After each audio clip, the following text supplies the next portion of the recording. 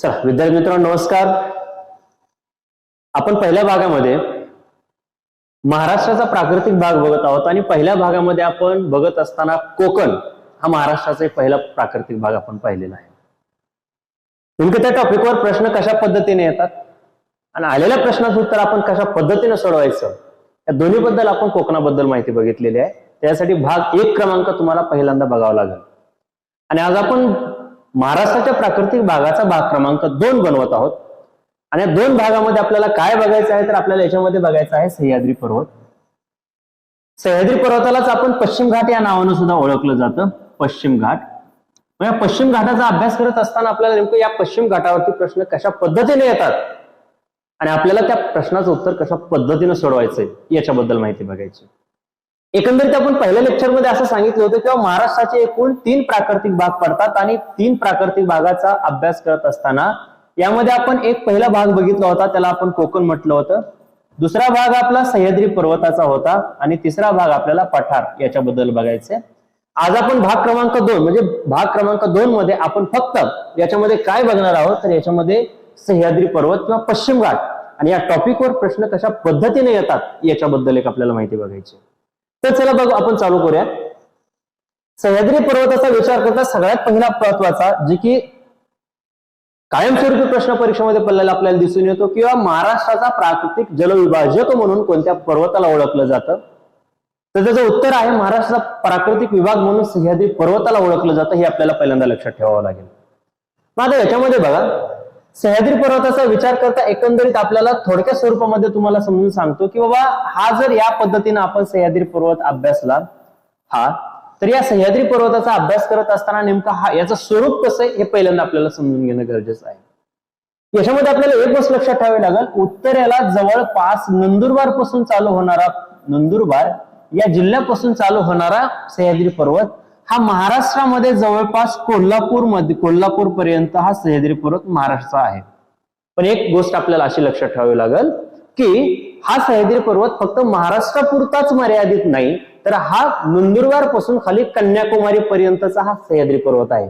म्हणजे एकंदरीत पूर्ण सह्याद्री पर्वताच्या लांबीचा विचार केला तर 1600 किलोमीटरची लांबी ही आपल्याला दिसून येते. पैकी महाराष्ट्रामध्ये आपल्याला एकंदरीत 1600 म्हणजे महाराष्ट्राचा विचार करता आता वेगवेगळ्या पुस्तकात वेगवेगळे कुठं 750 दिसल, कुठं 720 दिसल, कुठं 440 दिसल, या पद्धतीचे आपल्याला स्वरूप लक्षात ठेवावं लागेल. मग आता एक बघा याच्यामध्ये एक महाराष्ट्र आपल्याला सह्याद्री म्हणजे काय हे पहिलं आपण क्लिअर करून घेऊ. नेमकं कसं आहे एक स्वरूप आपल्या लक्षात आलं म्हणजे आपल्याला नेमकं कळेल की हा सह्याद्री पर्वत असा आहे. तर सह्याद्री पर्वताचा विचार करत असताना आपल्याला पूर्वेकडे सह्याद्री पर्वताच्या महाराष्ट्र पठार हा भाग येतो आणि पश्चिमेकडे विचार करता महाराष्ट्राच्या सह्याद्री पर्वताच्या कोकण हा भाग आपल्याला दिसून येतो. म्हणजे एक लक्षात ठेवा नंदुरबार ते कोल्हापूर, पठार ते कोकण या दरम्यानचा जो काही आयताकार किंवा असा लांबट आकृतीचा जो भाग आहे त्याला आपण सह्याद्री पर्वत म्हणतो. आणि हा पर्वत हा खाली कन्याकुमारी पर्यंत आहे हे पहिले लक्षात ठेवा. यालाच आपण पश्चिम घाट या नावानं सुद्धा ओळखलं जातं. मित्रांनो आता बघा याच्यामधला हा सह्याद्री पर्वत असा आहे. मग आता चारही बाजूने चारही अँगलना आपण तो कसा आहे पहिलं क्लिअर करून घेऊ. जर भारतातील पूर्ण सह्याद्री पर्वताचा जर आपण विचार करायचं झालं तर उत्तरेकडून दक्षिणेकडे सह्याद्री पर्वत हा वाढत जातो म्हणजे उंच होत जातो. उत्तरेकडून दक्षिणेकडे हा उंच होत जातो. मात्र फक्त महाराष्ट्रामधल्या सह्याद्री पर्वताचा जर आपण विचार करायचं झालं तर महाराष्ट्रामध्ये दक्षिणेकडून उत्तरेकडे हा सह्याद्री पर्वत वाढत गेलेला आपल्याला दिसून येतो. म्हणून महाराष्ट्रातले जे काही सर्वात उंच शिखर आहेत ते उंच शिखर सह्याद्री पर्वतामध्येच परंतु उत्तरेकडल्या साईडला आपल्याला नाशिक नगरकडल्या साईडला आपल्याला दिसून येत आहेत. ठीक आहे. त्याच्यामुळं सह्याद्री पर्वतामध्ये महाराष्ट्राचा विचार करता दक्षिणेकडून उत्तरेकडे उंचावत जातो तर ओव्हरऑल सह्याद्रीचा विचार करता उत्तरेकडून दक्षिणेकडे वाढत गेलेला आपल्याला दिसून येतो. हे झालं दक्षिण उत्तर सीमा. आता पूर्व पश्चिम सीमेचा जर आपण विचार करा तर पूर्व पश्चिम सीमेमध्ये जर कोकणातून हा सह्याद्री पर्वत पाहिला तर कड्या असल्यासारखा सह्याद्री पर्वत दिसतो म्हणजे एकूण डोंगर कपारी सारखा सह्याद्री पर्वत आपल्याला दिसतोय. तर हाच सह्याद्री पर्वत आपण ज्यावेळेस महाराष्ट्रामधून बघू पठारावरून बघू तर ते फक्त एक डोंगररांग असल्यासारखा हा सह्याद्री पर्वत दिसतोय. म्हणजे चारही अँगलला आपल्याला सह्याद्री पर्वत बघता येईल. तर उत्तरेकडून दक्षिणेकडे वाढत जातो, कोकणातनं कड्यासारखा दिसतो, तर पठारावरून डोंगर असल्यासारखा फक्त आपल्याला दिसतोय. ठीक आहे, म्हणजे नंदुरबार ते खाली कोल्हापूर मधील चंदगड नावाचा एक तालुका आहे, त्या तालुक्यापर्यंत महाराष्ट्रामध्ये आपल्याला सह्याद्री पर्वत पसरलेला दिसून येतो. ठीक आहे, आणि याच सह्याद्री पर्वताला प्रमुख जल विभाजक म्हणजे महाराष्ट्रातल्या पाण्याचं विभाजन करणारा हा मुख्य पर्वत आहे. ही गोष्ट आपल्याला लक्षात ठेवावी लागेल. ठीक आहे, चला आता याच्यामध्ये बघून घेऊया विस्तार याचा कुठं आहे. विस्तार याचा असा आहे नंदुरबार ते कोल्हापूर या दरम्यान हा आपला सह्याद्री पर्वत पसरलेला आपल्याला दिसून येतो. ठीक आहे, मग आता याच्यामध्ये बघा महाराष्ट्रात क्षेत्रफळाच्या वाट्याचा विचार करता 12.2% क्षेत्रफळ हे आपल्याला सह्याद्री पर्वताने व्यापलेलं दिसून येतं.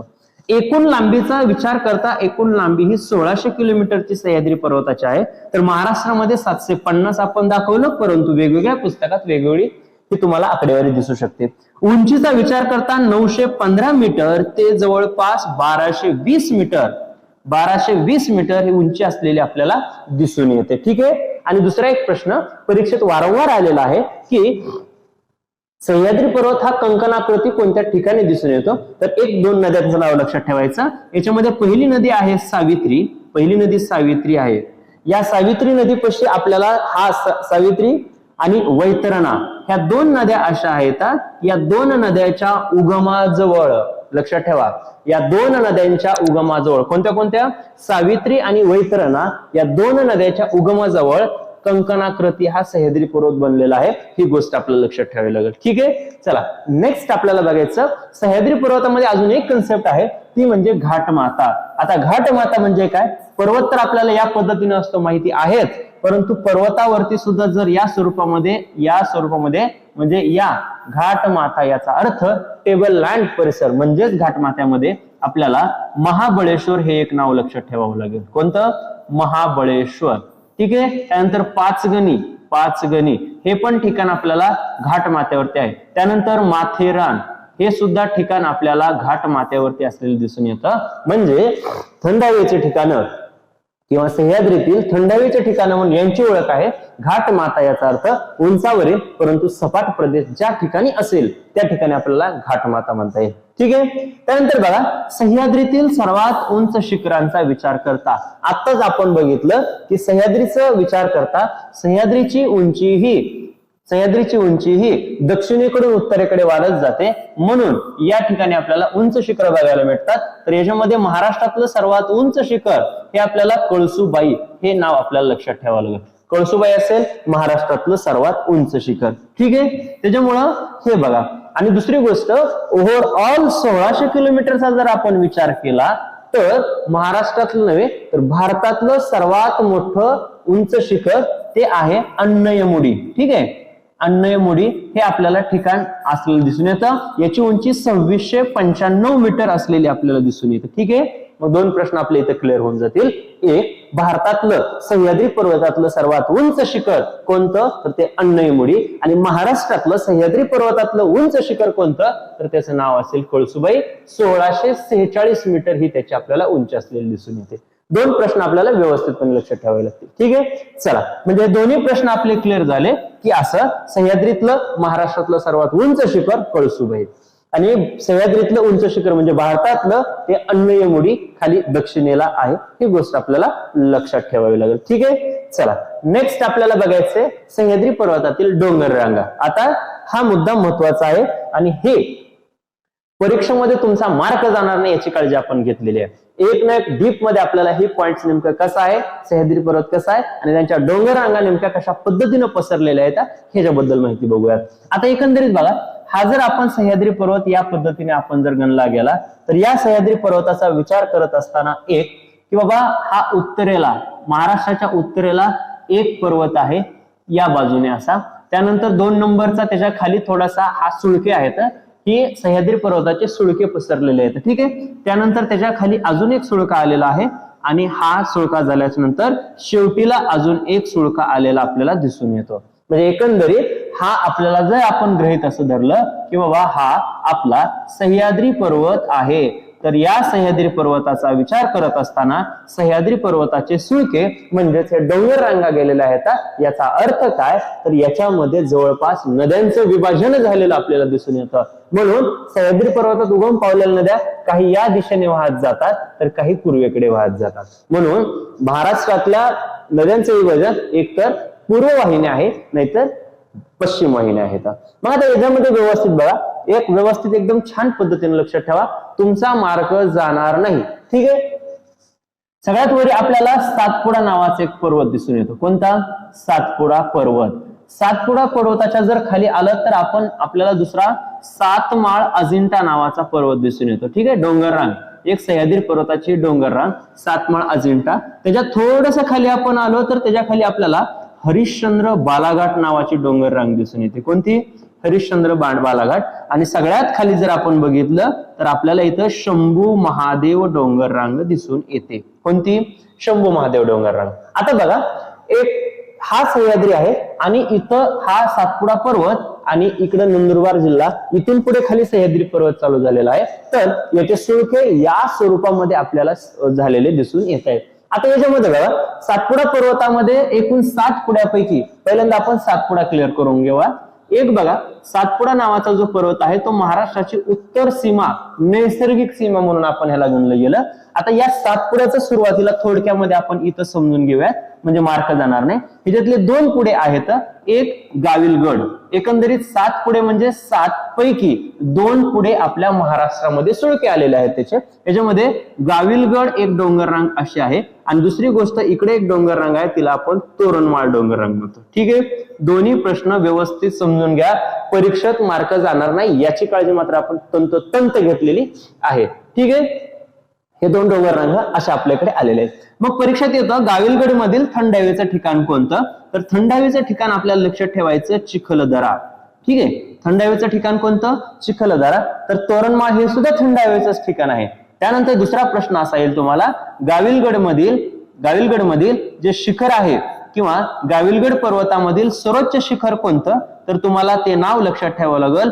बैराट किंवा वैराट जवळपास 1177 मीटर ही आपल्याला बैराटची उंची असलेलं दिसून येतं ठीक आहे म्हणजे एकंदरीत 2-3 प्रश्न बघा सातपुडा पर्वत आपण क्लिअर करतोय सातपुडा पर्वतामध्ये 2 सुळके एक गाविलगड दुसरं तोरणमाळ याच्यामध्ये चिखलदरा हे थंड हवेचं ठिकाण आहे आणि याच गाविलगड मधलं सर्वोच्च शिखर हे बैराट आहे किंवा कुठल्या पुस्तकात वैराट असं सुद्धा नाव तुम्हाला दिसून येईल पहिला प्रश्न तोरणमाळचा तोरणमाळमधील सर्वोच्च शिखर म्हणून कोणतं तर आपण ते तोरणमाळमधील सर्वोच्च शिखर म्हणून अस्तंबा शिखर असेल जवळपास याची उंची आपल्याला 1325 मीटरची आहे किती 1325 मीटरची अस्तंबा मग पुढचा प्रश्न आपला क्लिअर असा होईल महाराष्ट्रातलं सर्वात मोठं सातपुडा पर्वतातील शिखर कोणतं किंवा त्याचं उत्तर असेल तुमचं अस्तंबा 1325 ठीक आहे 2 शिखर बघा एक गाविलगड मधलं बैराट दुसरं अस्तंबा डोंगररांगेमधलं म्हणजे तोरणमाळ डोंगररांगेमधलं अस्तंबा हे महाराष्ट्रातलं पण सातपुडा पर्वतातील सर्वात उंच शिखर आहे ही 2 शिखर क्लिअर झाले अजून एक मित्रांनो तिसरा प्रश्न आपल्याला विचारला जातो तिसरा प्रश्न असा असतो सातपुडा पर्वतातलं भारतातलं सर्वात उंच शिखर कोणतं तर तुम्हाला उत्तर इथं लिहावं लागेल या सातपुडा पर्वतातलं भारतातलं सर्वात उंच शिखर कोणतं तर त्याचं नाव आहे धूपगड हे धूपगड शिखर जवळपास 1350 मीटर उंचीचं असलेलं आपल्याला दिसून येतं किती 1350 म्हणजे सातपुडा पर्वतातलं आपण 3 शिखर बघितले त्यातलं पहिलं शिखर बैराट 1177 मीटर उंची आहे दुसरं शिखर आहे अस्तंबा 1325 मीटर उंची आहे जे की सातपुड्यातलं महाराष्ट्रातलं सर्वात उंच शिखर आहे आणि तिसरं शिखर आपण बघितलं धूपगड भारतातलं सातपुड्यातलं सर्वात उंच शिखर म्हणून आपल्याला धूपगड शिखर 1350 मीटर उंचीचं असलेलं आपल्याला दिसून येतं ठीक आहे चला म्हणजे एकंदरीत सातपुडा आपला हा या पद्धतीने क्लिअर झाला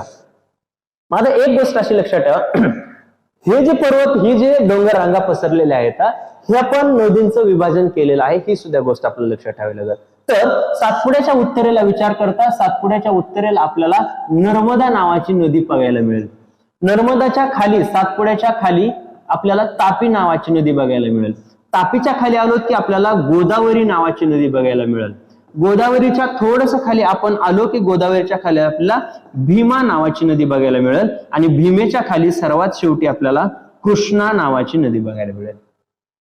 मित्रांनो, हा परीक्षेच्या दृष्टिकोनातून खूप महत्वाचा टॉपिक आहे. महाराष्ट्राच्या प्राकृतिक विभागावरती जर आपल्याला जास्त प्रश्न कुठे विचारायचे असं जर त्यांनी ठरवलं तर त्यासाठी एकमेव पर्याय निघणार आहे, तो म्हणजे सह्याद्री पर्वत. कारण ह्याच्यामध्ये खूप सारे प्रश्न तयार होऊ शकतात. एक नर्मदा नदी आहे. नर्मदा नदीची महाराष्ट्रामध्ये जवळपास 54 किलोमीटरची लांबी आहे. तापी नदी महाराष्ट्रामध्ये 208 किलोमीटर असलेली आपल्याला दिसून येते. गोदावरी नदीचा विचार करता महाराष्ट्राच्या लांबीचा 668 किलोमीटर, तर भीमा नदी महाराष्ट्रामध्ये 451 किलोमीटरची वाहते आणि कृष्णा 282 किलोमीटर. म्हणजे महाराष्ट्रामधले या नद्यांचे दिलेले आपण लांबे दिलेले आहेत आणि या लांबीच्या आधारेच आपल्याला महाराष्ट्रातली सर्वात लांब नदी कोणती म्हटलं तर त्याचं उत्तर आपल्याला गोदावरी असं सांगता येईल. ही झाली नदी प्रणाली.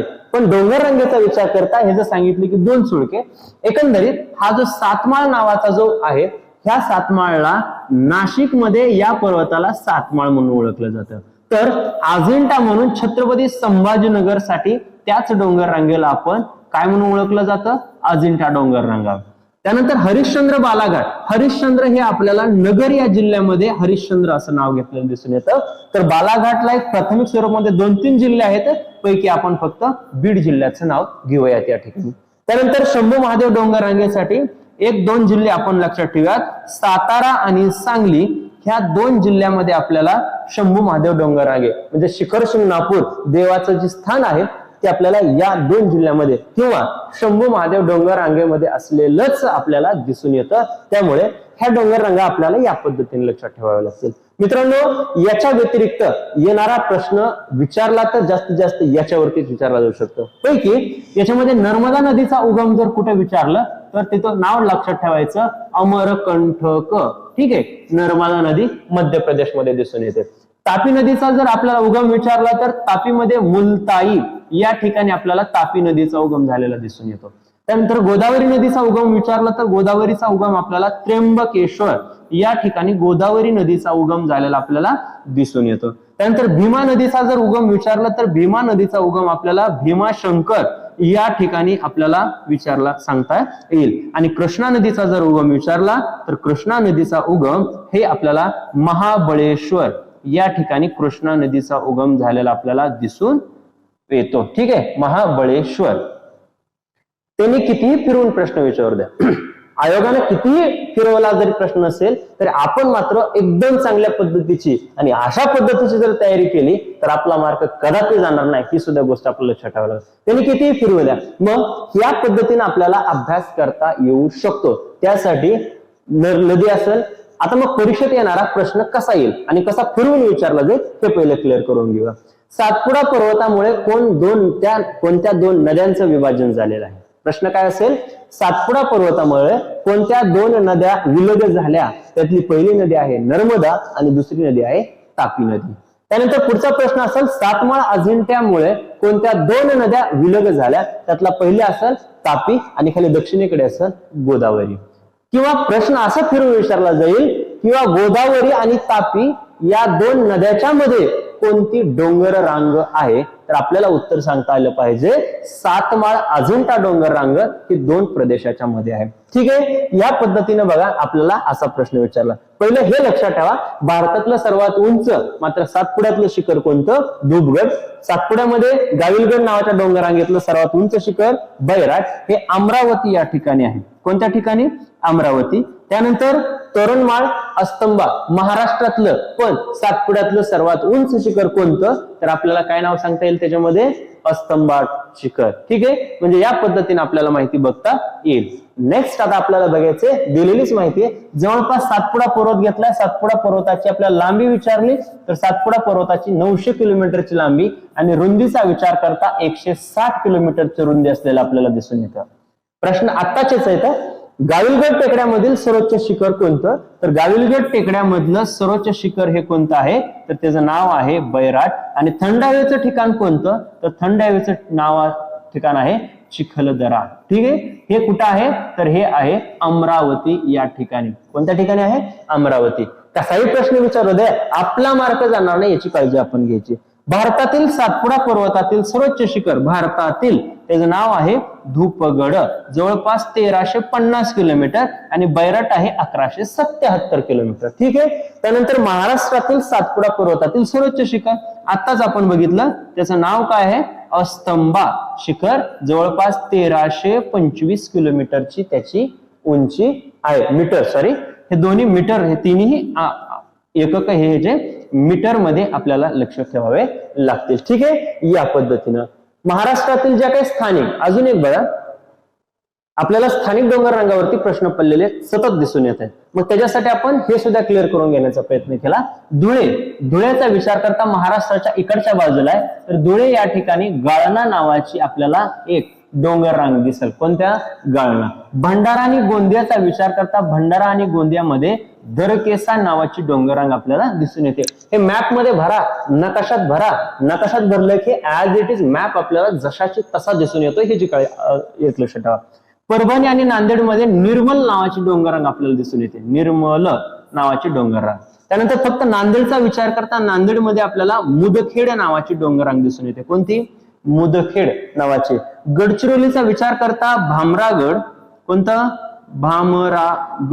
भामरागड, सुरजागड पण त्याच ठिकाणी आपल्याला दिसून येतो. सुरजागड, चिरोली नावाच्या टेकड्या आहेत आपल्याला त्याच ठिकाणी दिसून येत आहेत. म्हणजे महाराष्ट्राच्या पूर्वेकडे ही नैसर्गिक सीमा सुद्धा आहेत, ह्या सुद्धा गोष्टी आपल्या लक्षात ठेवायला. आणि नागपूरचा विचार करता नागपूरमध्ये गरमसूर नावाच्या टेकड्या असलेल्या आपल्याला दिसून येत आहेत. ठीक आहे. म्हणजे स्थानिक डोंगर रांगेवरती जर आपल्याला जोड्या लावा म्हणून प्रश्न आला तर आपल्याला माहित असणं हे गरजेचं आहे, हे एक लक्षात ठेवावं लागेल. ठीक आहे. चला, आणि हे आता दिलेले तुमचे शिखर आहेत, ते सह्याद्री पर्वतातील सर्वात उंच शिखर आहे. त्याच्यामध्ये या पद्धतीनं तर सगळ्यांना ज्ञात असलेली ट्रिक्स फक्त एक लक्षात ठेवा.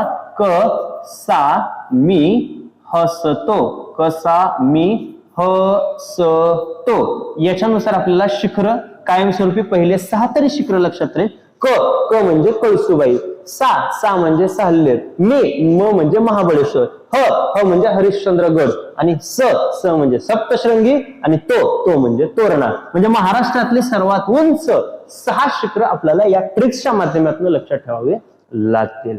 त्यानंतर बघा 1646 ही महाराष्ट्रातली उंची आहे. 1567 ही साल्हेरची आहे. ही उंचीवरती सुद्धा काम करा. उंची आणि इकडं शिखर दिले जाऊ शकतात आणि जोड्या लावा म्हणू शकतात. त्यावेळेस आपल्याला ह्या गोष्टी लक्षात येणं गरजेच्या आहे. येते लक्षात? त्याच्यामुळं हे पहिले 6 तरी शिखर आपल्याला लक्षात ठेवणं गरजेचं आहे. आणि जर असे सगळे जर शिखर लक्षात ठेवले तर आपला एकही मार्क जाणार नाही, याची दक्षता आपण घेतली पाहिजे. ठीक आहे. आणि जर अशा स्वरूपामध्ये आपण वेगवेगळ्या माध्यमातून जर अभ्यास करण्याचा जर प्रयत्न केला किंवा असे जर आपण थोडक्यामध्ये डायग्राम काढल्या, डायग्रामच्या माध्यमातून नेमकं सातपुडा कुठे, सातमाळा अजिंठा कुठे, हरिश्चंद्र बालाघाट कुठे, शंभू महादेव डोंगररांगा कुठे येतात, कोणत्या जिल्ह्यामध्ये आहेत, कोणत्या 2 नद्या वेगळ्या झाल्या, त्या नद्यांची लांबी किती आहे, नद्यांचा उगम स्थान कुठं आहे, किंवा सह्याद्री हा मुख्य आहे तरी सुळके कसे गेलेले आहेत, कोकणातील नद्या कशा येतात, महाराष्ट्र पठारावरील नद्या कशा जातात, खनन कसं करतात, या सगळ्या प्रश्नाचे उत्तर आपल्याला याच्यामधून भेटतात. ठीक आहे. त्याच्यामुळं हे ज्यामध्ये घाट नावाचा एक कन्सेप्ट आहे, त्याच्यासाठी आपण एक सेपरेट लेक्चर बनवणार आहोत. जवळपास 30 घाट आपल्याला कोणत्या शहराच्या दरम्यान आणि कुठून जोडले जातात, ही एक आपल्याला पुढच्या लेक्चरमध्ये आपल्याला माहिती बघायची आहे. तोपर्यंत आपल्याला या पद्धतीनं माहिती बघता येईल. ठीक आहे. तर भेटूयात आपण पुढच्या भागामध्ये, भाग क्रमांक 3. त्यासाठी आपल्याला महाराष्ट्र पठार याच्याबद्दल माहिती बघायची. पहिले आपले 2 भाग बघून झाले. भाग 1 मध्ये आपण फक्त कोकण भाग बघितला. भाग 2 मध्ये आता आपण सह्याद्री भाग बघतोय आणि भाग 3 मध्ये महाराष्ट्र पठार. म्हणजे का? कारण ओव्हरऑल भूगोलचा महाराष्ट्राचा जर आपण विचार केला तर महाराष्ट्राच्या भूगोलमध्ये पहिल्या 3-4 टॉपिक वरच आपल्याला जवळपास 70 ते 80% प्रश्न विचारलेले आपल्याला दिसून येतात. त्यामुळं ही बेसिक माहिती आपल्याला चांगल्या पद्धतीने बघावी लागेल. ठीक आहे. तर आपण याच ठिकाणी थांबूयात. भेटूयात पुढच्या लेक्चरमध्ये लवकरच. तोपर्यंत धन्यवाद.